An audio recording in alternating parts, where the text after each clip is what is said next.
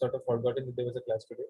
I think Harsh has joined, and Shantadeep said that since he had forgotten, he had stepped out, so he'll join in 15 minutes. So maybe you can start. Harsh is here right now, if you think that is okay. Yeah, that I will do. So then yeah. So I certainly want to finish what I wanted to cover. So I guess the project related things, we will document it and send it. And if they have any questions, they can privately get in touch. Okay. So that, I thought I'll cover also the project related thing, but since there is not enough people here, so I'll concentrate on just the predicate abstraction part.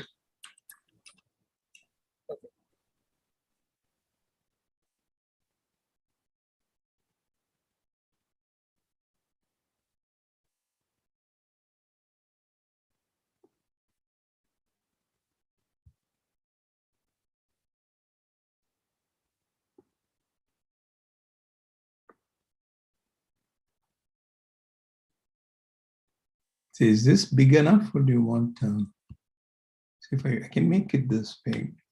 Ah, this also is working. That is fine. Okay, by the way, last time we, I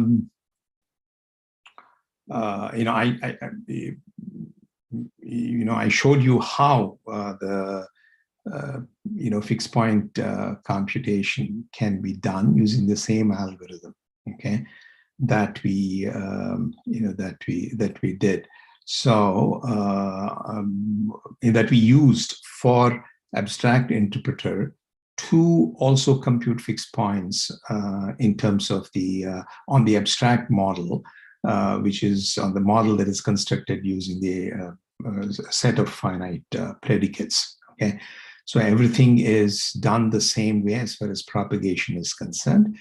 We start with bottom, and instead of join, we use disjunction. Instead of meet, we use conjunction in in joining things. Okay, at locations like loop head, and if there are if then else joins, and so on. There is a small mistake here. Obviously, see this program. It initializes I to 5, which is a prime, and it checks if it is a prime. Okay, and then it enters a loop, so does a decrement, and then gets out, exits when it is no longer a prime. Therefore, when you exit, you expect so that it'll go through the loop once, and it exits.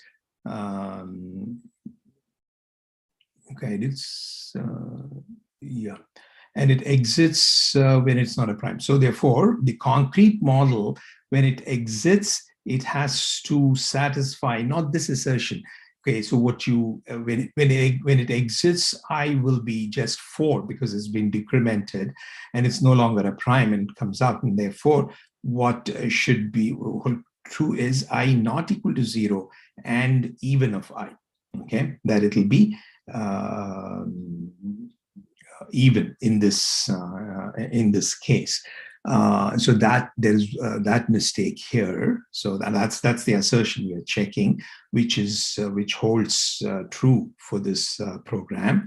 And I don't want to go through again the computation fixed point. So it ends up because prime, the predicate prime is not among the predicate that is included. In this case, we are tracking I is equal to 0 and whether I is even. Therefore, a negation of prime, when you try to express it in terms of these things, it will be very coarse, and you will see that the best that you can do is to abstract it to true, and therefore it ends up.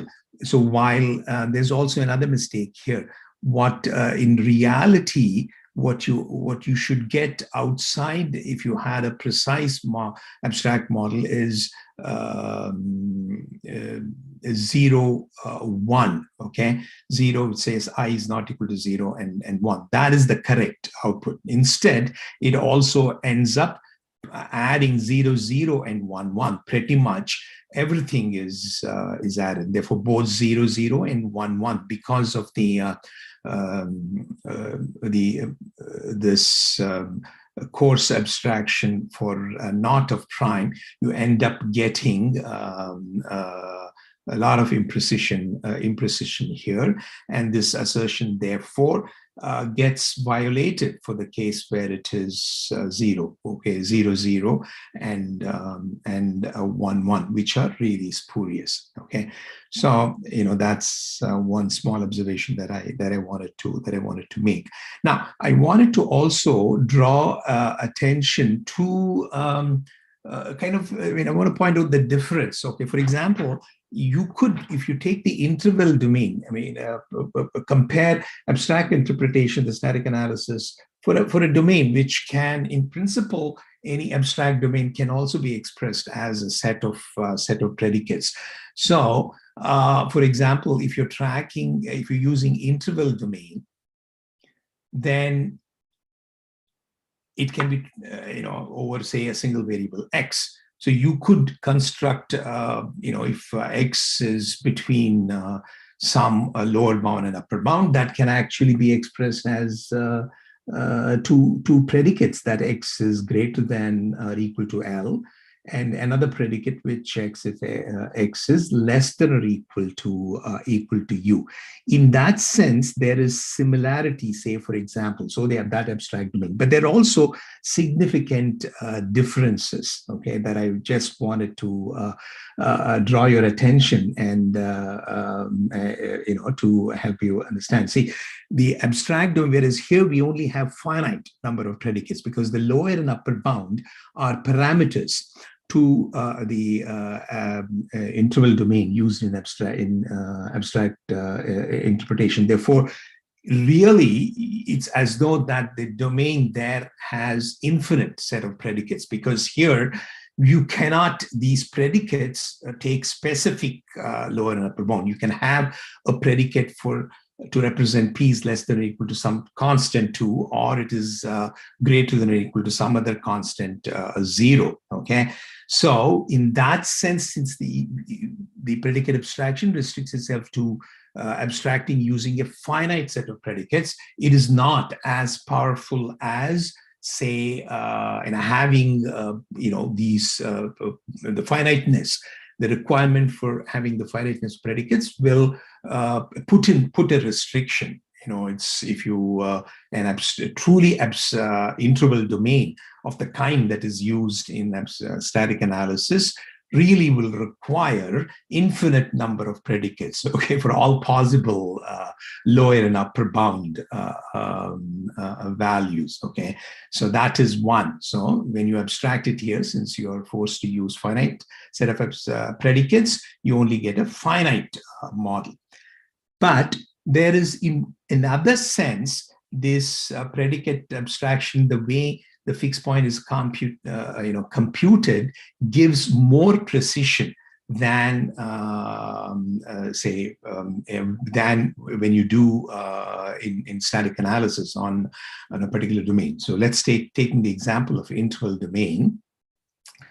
When you do join, say, for example, in static analysis with interval domain, when you do a join of the result that you get of these two arrows, okay, that are joined here from L0 to L1 and L3 to L1. When you do a join, what you do is, let's suppose that this gives you x equal to 1, and the other one gives x is equal to -1. Join, it tries to express the constraint. The join will include 0, okay, whereas because the join is defined such that both those constraints have to be expressible as an abstract domain, okay. Therefore, the join will take the smallest interval domain that includes both those different components of the in arguments to the join function. Therefore, when you join 1, 1 and -1, you end up getting -1 to 1, okay? And because, so in that sense, it's a conjunctive constraint because that is used. Whereas here, when you take the join is replaced with a disjunction. Therefore, when you take the disjunction of the two to represent the union of the states that you get by by these two arrows, since we're using disjunction, it'll maintain -1 or 1 Okay, in terms of the predicate, it'll have that effect. So because we're using predicate disjunction, it does not add it gives a little more precision. Okay, so I hope did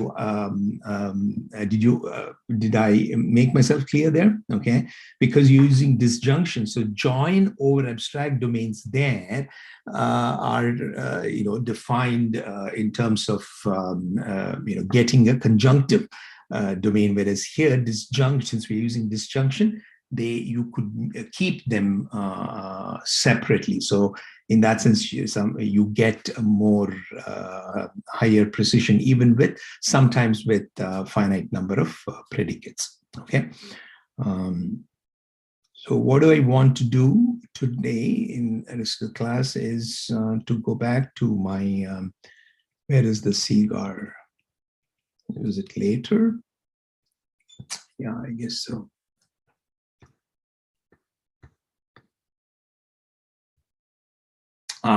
Okay.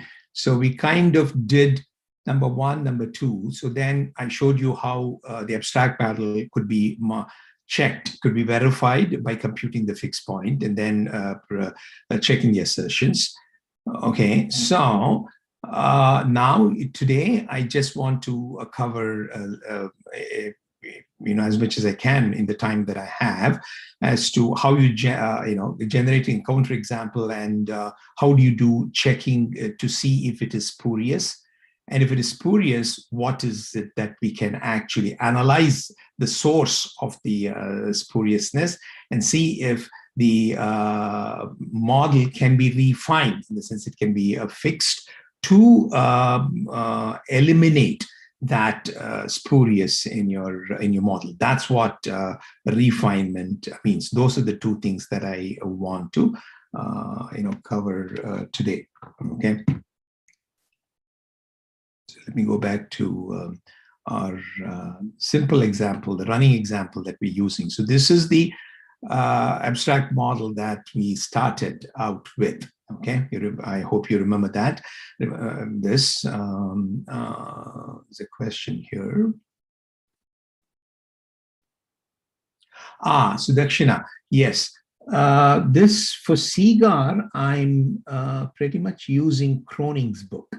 Okay. This tutorial lecture is also by Kroning. Kroning has, in his book, has a section on abstractions, and that covers predicate abstraction. So that's the one that I'm using.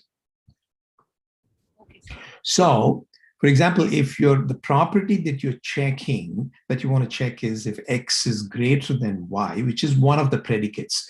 P1 here is X is greater than, no. What is yes, P1 here is X is greater than Y, and P2 is Y is equal to 0. So that's how these two predicates are defined. So because of that, we end up getting this abstraction. So, I mean, with the states that I've shown here being included, the concrete states corresponding to each of the abstract state. So if you check with this abstract model, the property X is greater than Y, which is actually, in terms of the predicates, it is saying if P1 is true in all the reachable states. That is not going to be the case, because there is a reachable state from the abstract initial state, from a P1, P2 state, okay, which leads to not P1, not P2. Okay.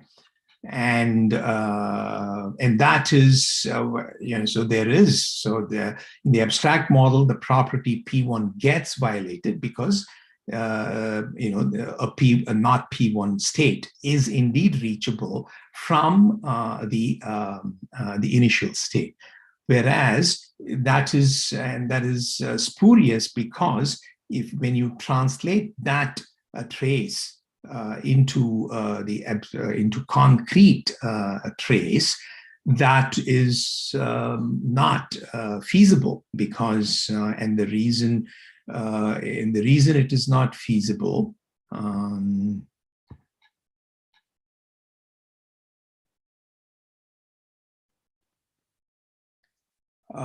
speak up, Diganta. So what is S is the question. Okay, what is S is the question. Okay. No. I mean, S is just a composite state. So here, because the state has two components, one corresponding to X and the other corresponding to Y. I know, yes, this, I had it just as X greater than Y in the previous thing. So it has two components, one which tracks the value of X in the concrete state, and the other one which tracks the value of Y. So put together is what I'm referring to as S. Okay.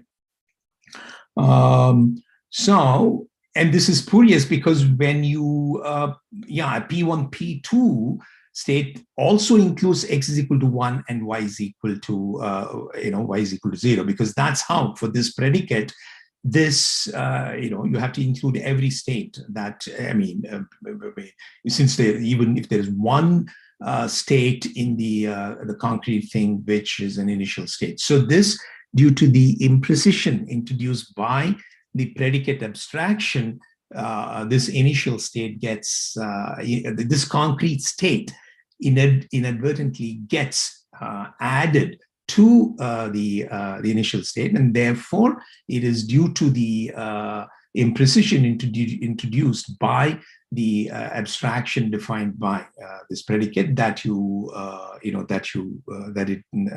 it is spurious. So the question is, how do you check?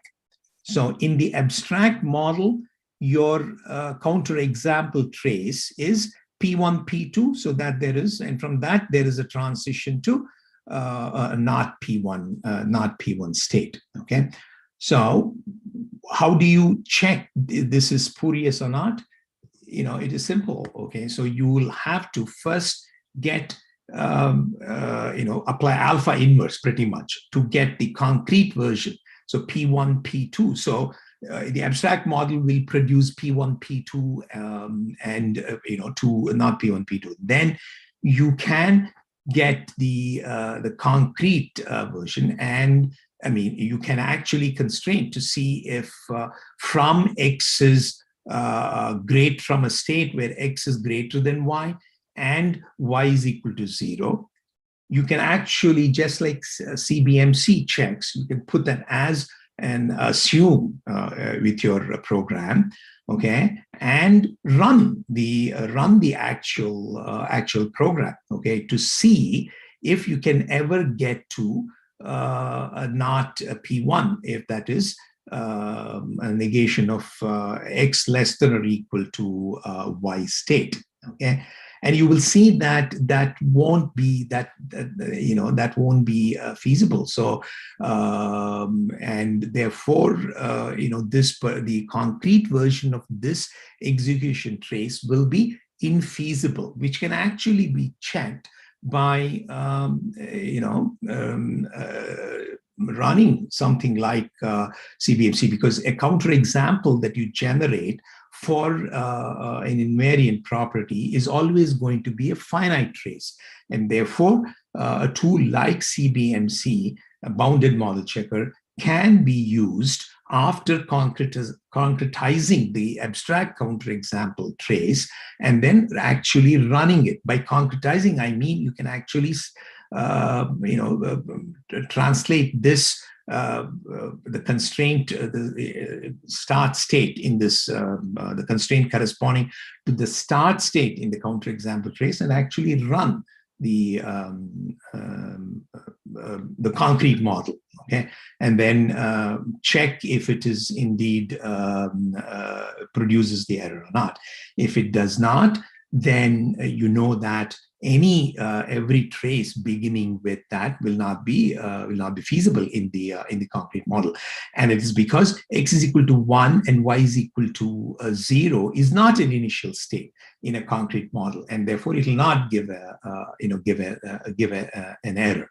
Okay, now that's how you check. Okay, pretty much checking a counterexample is get the concrete version and actually run the concrete model with the input constraints, and then check if there is an error trace, just like you would do with CBMC, and so you will not get it. So once you do that, the question is, how do you fix it?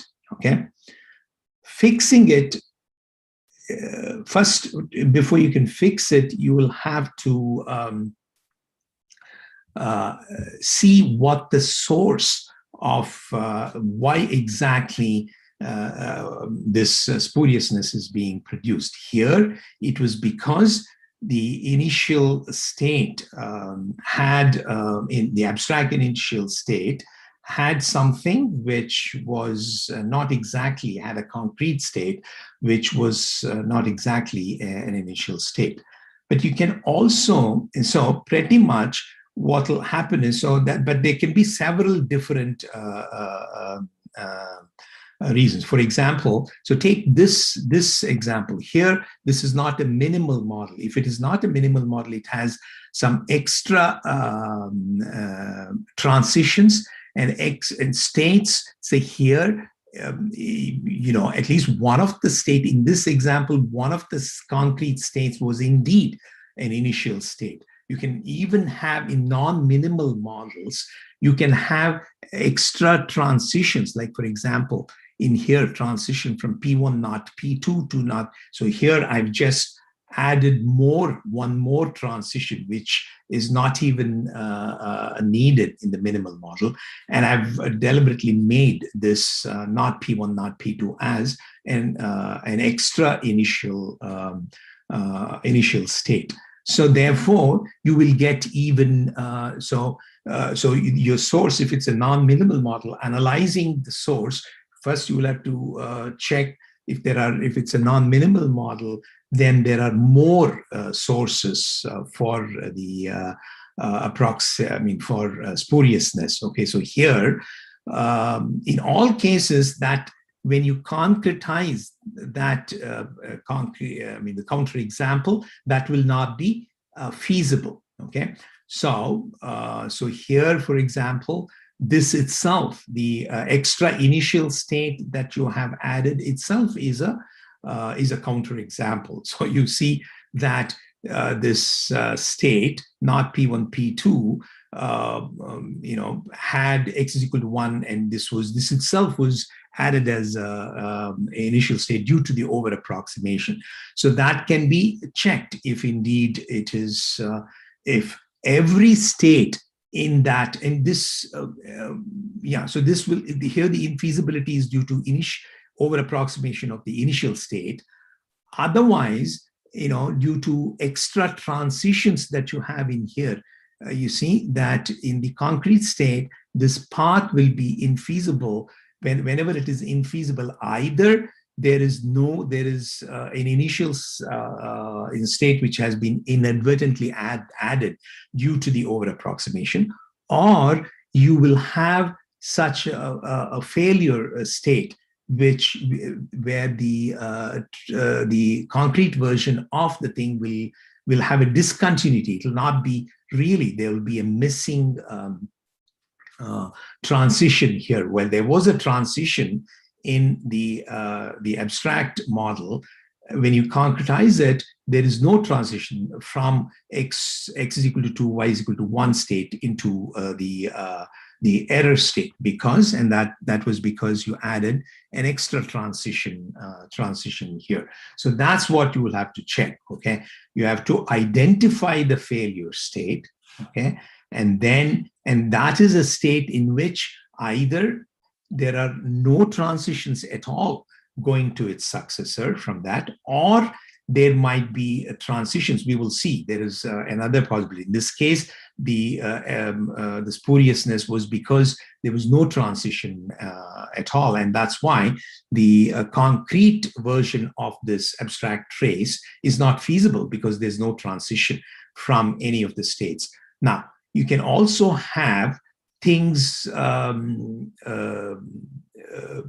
so in this case, all you have to do is to identify the failure state and then eliminate that transition. Okay, so here this was a spurious transition. This was a extra transition that was not that was added, and therefore you will have to if it's due to the model being non-minimal, then you can just eliminate this this initial state or the transition which has been added due to further over approximation over the minimal model. Now, even with the minimal model, also you can have this one, for example, here is indeed a minimal model. Okay. And still there is a thing, and that can happen for two reasons. Either this is a legitimate initial state in the abstract model, but it ends up including a concrete state which happens to be not an initial state. That is one. Or you can have this kind of a situation, okay, where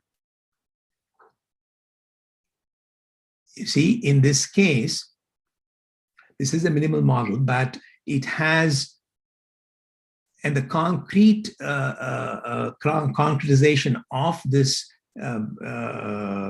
counterexample trace in the abstract model once again has a discontinuity. Okay, and that discontinuity is because there are some there is a state. Some states are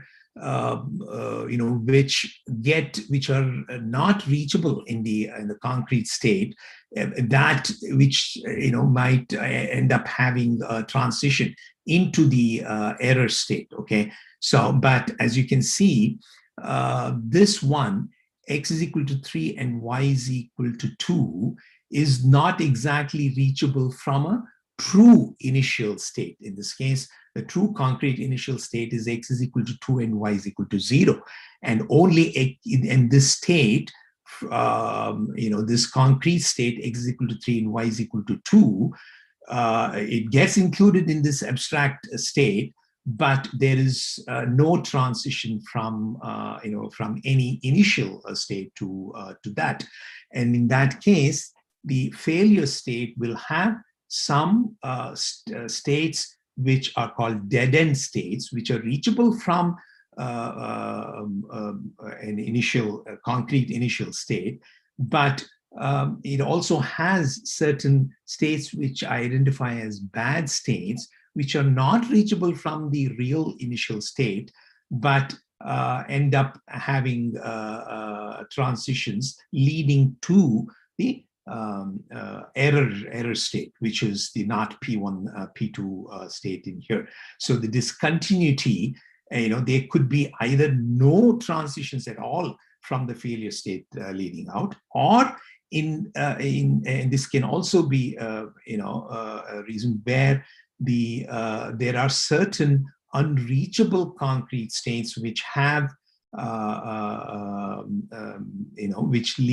which have paths to the error state, but they're not reachable. So in your failure state, you will end up having some states which are dead, and some states, unreachable concrete states, which are bad states because they have transitions leading into the error state. So in order to fix it, what you will have to do is either, if it is the spuriousness is leading from an initial state like it is here, you will have to eliminate, you will have to separate the true, you have to fix the predicate appropriately, redefine the predicate or add more predicates so that these real initial states in the concrete model will get distinguished or separated from those initial states which are really not the initial states, initial states in the concrete model. So you will have to distinguish, between these two. The bad, this is what I call as the bad states, okay, and from the rest of the states. Or if it is somewhere in between, then you will have to fix the predicate such that your dead states are separated from these things. So you will have to separate the bad states from these dead states, which means you will have to refine the predicate such that it is able to distinguish between the D states and the B states. Or if the source of it is at the initial state, the initial, similarly, the initial state, the predicate will have to be redefined so that this gets partitioned. Okay, so that is what thing. So the root causes. So the causes for spuriousness is there is a feasible path from an infeasible initial state. That could be one, which is included due to abstraction, or there exists a failure cluster state. This is what I call as a cluster state when you concretize it into a bunch of concrete states. It will have one in which there exists at least one dead state like this. And that has no successor, and some bad states, okay? So, and that's what you will have to do. So, for example, in order to fix here, so this here, the spuriousness, the cause of the spuriousness is because of that this concrete state, x is equal to 1, y is equal to 0, got included in P1, P2, P1, P2. One way to fix that is to change the definition of your predicate instead of tracking, so you could redefine P2 as S dot X is equal to 2, okay? And then your abstract model, the concrete states get rearranged to, in the way that is shown, and more specifically, it'll separate the initial state, which the initial state that, the non-initial state that got included due to the abstraction, okay? Another way to do it is to add a new predicate, okay? A new predicate could be added here. I'm changing the predicates, but you can also separate this. An easier way to do is to add a predicate, and you can map, like say a P3, and you can map the states that you don't want, that you want to that unreachable states that are included. You can map them to P3 and then make P3 to be false in all the states that you want to keep in that you want to keep it there and you don't want to separate.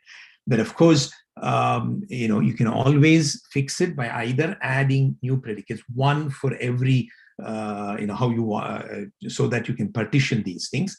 But of course, that will add every time you add a new predicate, the number of states in your abstract model will be larger.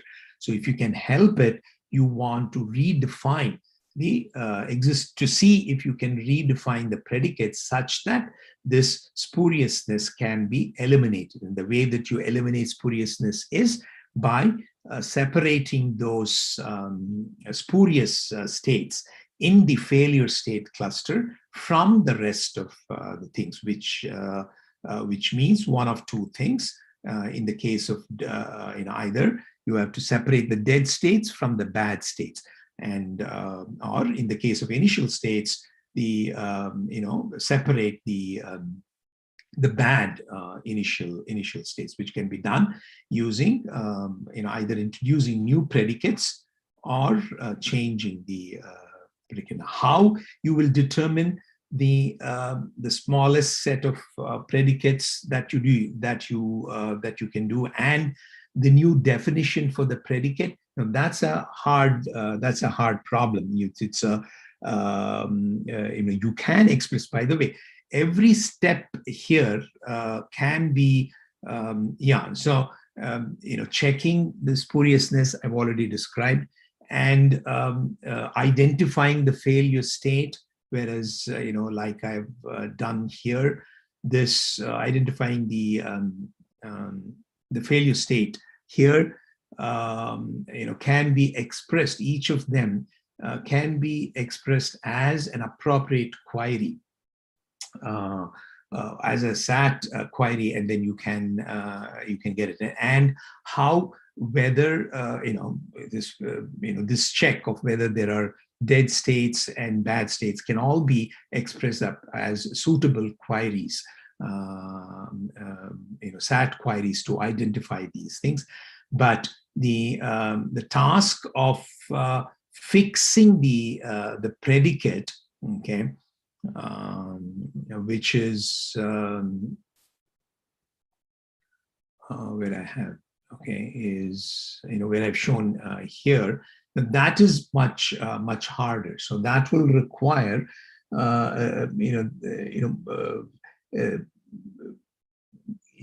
searching for a minimal set of predicates that can separate the bad states from the rest of the states, okay, that are truly reachable. Okay? And that will require queries involving existential quantification. So quantifiers are needed. So that is somewhat of a synthesis problem, as opposed to just simple queries that quantifier-free queries. Whereas the identification of failure state, identification of the bad and the dead states, they can all be done by formulating quantifier-free SAT queries as solutions to appropriately formulated quantifier-free SAT queries, whereas determining automatically the predicates that can fix, eliminate the spurious trace requires queries that involve quantifiers. Okay, suffice for me to leave it at that, because I have not don't have the time to give full detail about the kind of queries, etc. So that then gives. So let me go back to my steps and to see if I have.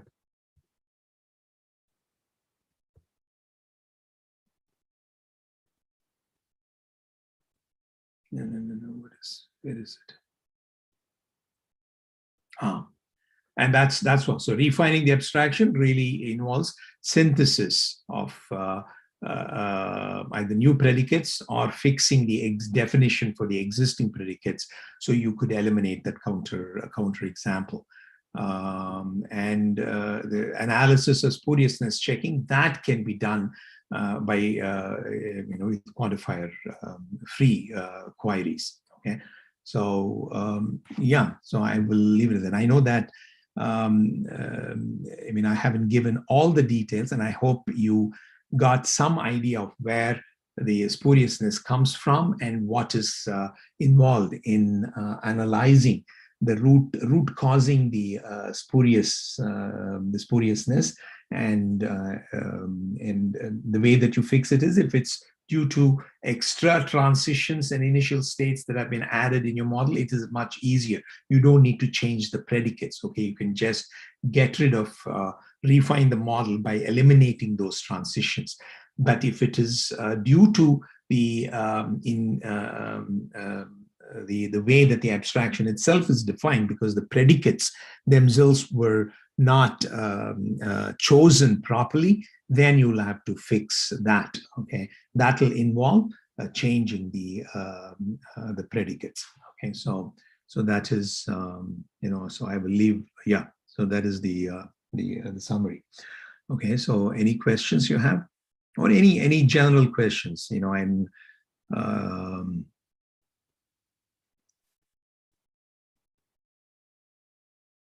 Sir, what can be the appropriate tool for doing this, like finding the spurious example? Yeah, so as I said, for example, a tool like SATABS and all predicate abstraction tools, they do this, okay, automatically. So every step in here is automated in SATAPS and SLAM and all abstract predicate abstraction tool. Okay, and the way it is done is I've only given you an indication of what the source of the spuriousness, that the steps, the further steps in 5 in refining in step 6. So answer to your question is all these steps can be automated, okay, via by using appropriate SAT solvers to identify the failure state, then concretizing it, and separating identifying the bad and the dead states, that which is the source of discontinuity in the infeasibility of the concrete space. All that can be solved by formulating appropriate queries to a SAT solver. Okay, the final step of fixing the predicates, either adding new predicates or changing the predicate, that will require solving queries that will involve quantification elimination. Okay, now that is a hard thing to do. That is hard, and therefore tools use heuristics to do the refinement of the predicate itself. So all these steps, short answer to your question is all these steps are implemented in predicate abstraction tools, and with the help of the formulation of the queries, sending it to SAT solvers, and then based on the outcome of SAT solvers, determining how the predicates will have to be changed. All that is implemented in a tool like SATAPS, okay, or any other predicate abstraction tool. Does that answer your question? Yes.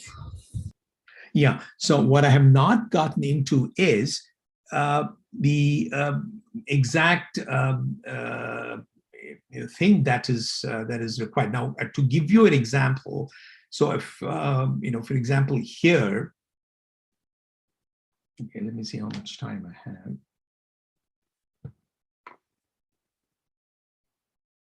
Well, already 1 hour. So what is so you start with the bad state, okay? And the way that you identify failure state, for example, is first thing is you have this, okay, so I hope you recognize, that why this is infeasible. See, while there are transitions, continuous transitions in the abstract model, here there are no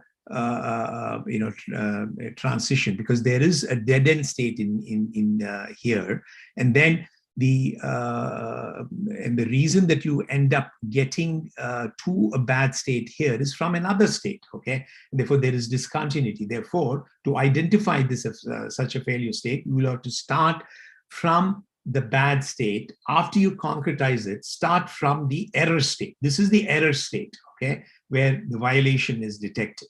From there, you will have to compute pre-images, okay, and see, until you get to a point where there is no further pre-image possible from one of those from that state. Okay, you see, that is the point you can identify.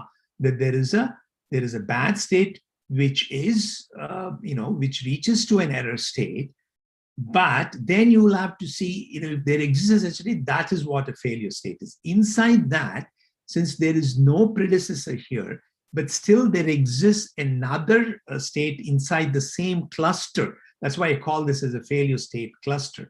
This is a failure state, and when you concretize it, there will be a failure state will have such dead states which do not have any successors, and there will be certain bad states in here which have successors, but they're not reachable from they don't have any predecessors. So eventually they're not reachable from a actual initial state. Okay, that you can actually identify by computing pre-images. Okay, and then checking if there is a from an actual counterexample, you just see there is a violation, then you can identify this failure state by checking if there exists a state in which there is a bad state and a dead-end state. Okay, that is the kind of analysis that you will have to do, and that is done by several SAT queries. Okay,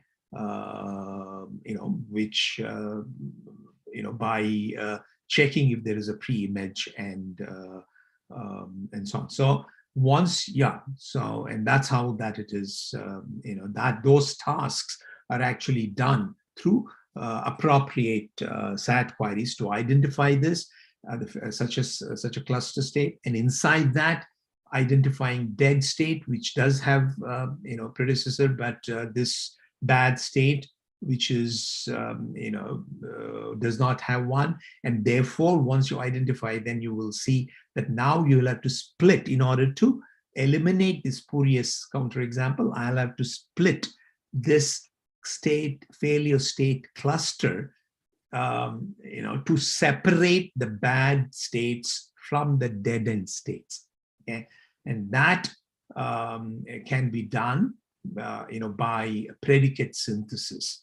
One way is because these predicates, the current set of predicates P1 and P2, the way that they are defined, is not able to distinguish between these two. That's why it ends up including both of those in the same abstract state. So you will have to refine that, and that one way you can do is by adding a predicate or fixing the thing. And how exactly you define the new set of predicates is once again can be expressed as a solution to a suitable SAT query instance. Okay, and what I have not described to you is the exact queries that need to be solved in order to do these tasks. And through this illustration, I hope I have given you some idea as to what is required, the kind of analysis that is required to be done. Okay. Yeah. Any other questions? Okay. In that case, I will. So one big thank you for everybody for putting up with me through the course, through the term, and I hope you got something out of it. And if you're interested in pursuing for further research in this area, I'm always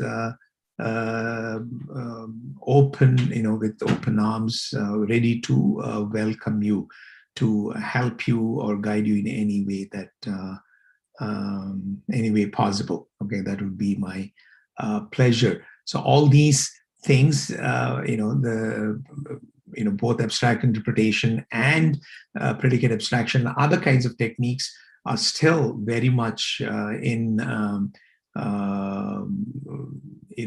there are areas of research to improve. There's a lot of potential for improving these techniques so that they can scale in practice and be made to work better in practice. And that is where most of the research in this area is focused towards. And that is one of my, that is also my area of research. And if this excites you and you want to work in this area, please do get in touch with me. Okay. Here.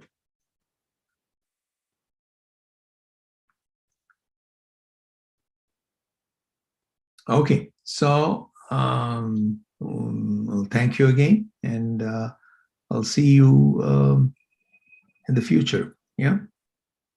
Thanks. Sir. Thank you.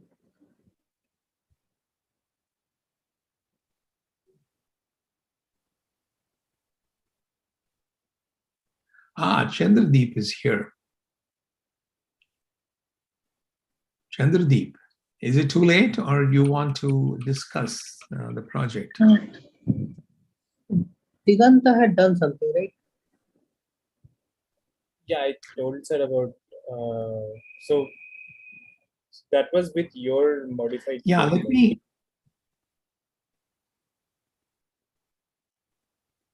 Yeah, that part I understood. So let me give my. I mean, did you understand the what I did? Okay, so let me tell you exactly what I did. Okay, and yeah, this is what you have. Okay, so.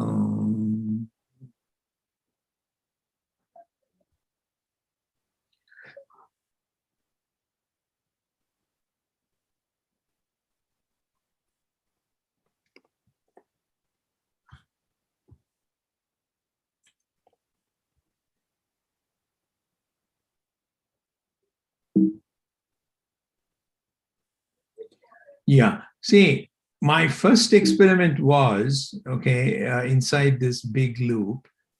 So I did, okay, one of the small comment that I have is I still see a lot of, like read with disk and so on, or those things needed. Maybe they're not contributing towards the complexity, but it is not, certain things like these things, whether they are needed or not. That's a side comment that I had.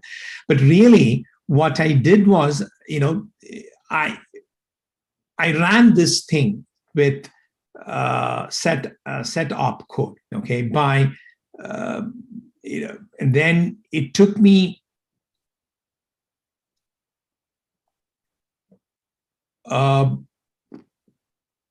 I wanted to force the thing, okay?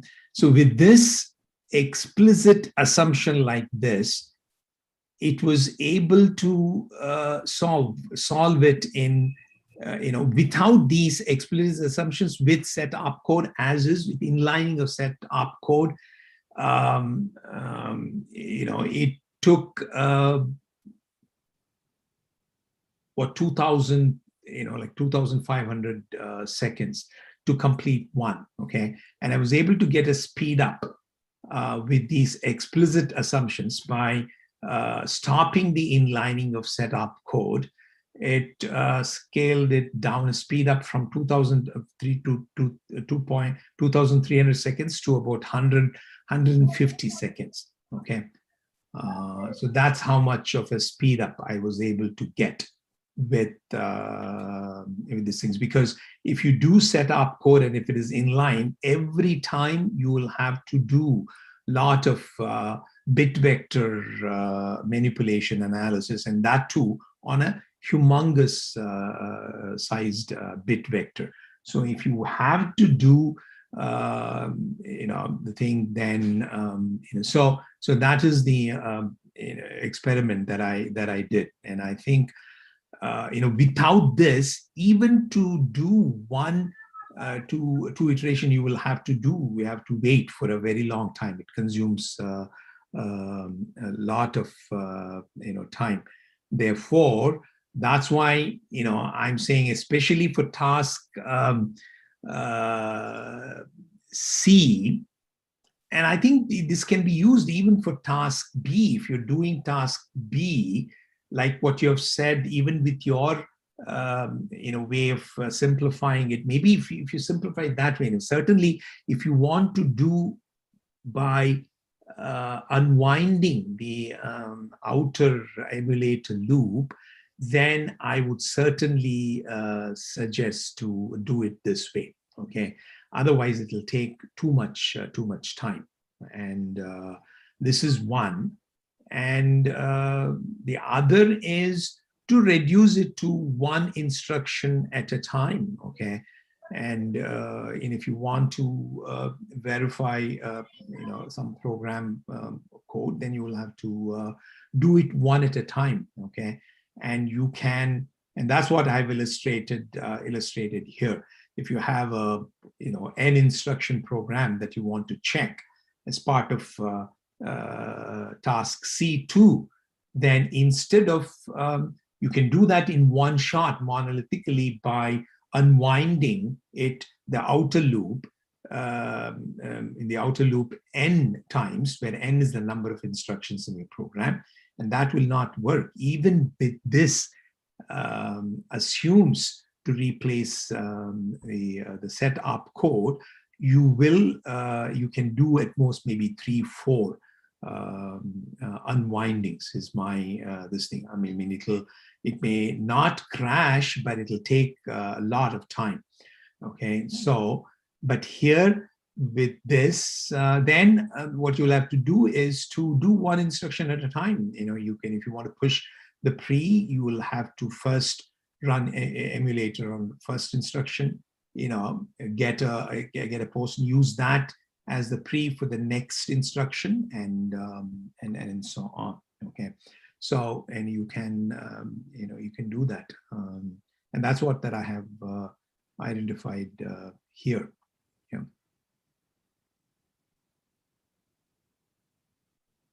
Now, do you want to say something about? I mean, I guess this approach is kind of sidesteps it completely, is it? So this one, all it does is that instead of assuming something directly about the Excelity opcode ID, we are assuming only things about something a bit further up, which is the opcode that we are processing itself. Yeah, that I understand. See, that will not. Yeah, I mean, I don't know if you've done the experiment. See, there are two parts to here. So you're restructuring the, this does not, so this does not use the restructuring of your code. Huh? No. So there are 3 experiments. So there is one that you yeah. There is I think this will not one. help. I mean, I feel Okay. This will certainly help. Okay. That is how you will do one instruction at a time. Okay. But I'm doing a little bit more. Okay. Then here I'm actually not only assuming opcode stream at 0 to be a particular kind, but I'm also completely eliminating the set opcode. Okay. Right. Yeah, I think that will also give us some speed up. That is where I'm really saying. So if I had set up code, with even one instruction like what you're doing, it takes about 2,500 seconds. Whereas if you did it without actually, set up code will force you to look at the this humongous BIOS lookup table. So the BIOS lookup table is completely eliminated here. Okay.